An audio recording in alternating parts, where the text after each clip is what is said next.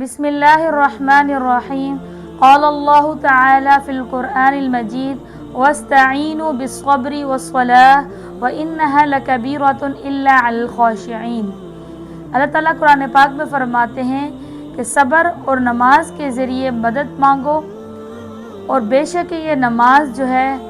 یہ بھاری ہے سوائے ان لوگوں کے جو عاجزی اختیار کرنے والے ہیں، خشوع اختیار کرنے والے ہیں، ان پر یہ نماز بھاری نہیں ہے۔ یعنی یہ نماز بھاری ہے مگر سوائے ان لوگوں کے جو خشوع کریں گے، خشوع کرنے والے یعنی عاجزی اختیار کرنے والوں کے لیے یہ نماز بھاری نہیں ہے، اور باقی لوگوں کے لیے کیا ہے، نماز بھاری لگتی ہے ان کو۔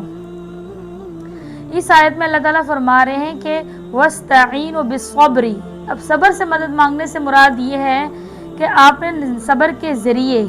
آپ نے کیا کرنا، اللہ تعالیٰ سے مدد طلب کرنی ہے۔ اچھا، بعض لوگ اس کا مطلب غلط لیتے ہیں، وہ یہ کہتے ہیں کہ یعنی اللہ کے علاوہ کسی اور سے مدد مانگنا تو جائز نہیں ہے، جبکہ اللہ تعالیٰ تو خود قرآن پاک میں کہہ رہے ہیں کہ نماز سے اور جو ہے صبر سے مدد مانگو، یہ غیر اللہ میں شمار ہو رہا ہے، تو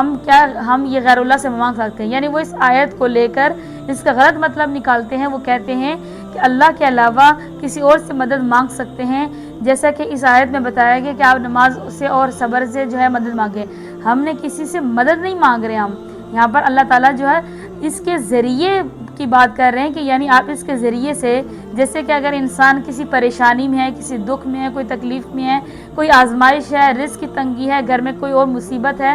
تو اس وقت کیا کرنے کو اللہ تعالیٰ نے حکم دیا؟ کوئی آزمائشیں اگر آپ کے اوپر آ جاتی ہیں تو آپ نے لوگوں کے آگے ہاتھ پھیلانے، لوگوں کے آگے رونے کے بجائے آپ نے کیا کرنا ہے، صبر کرنا ہے۔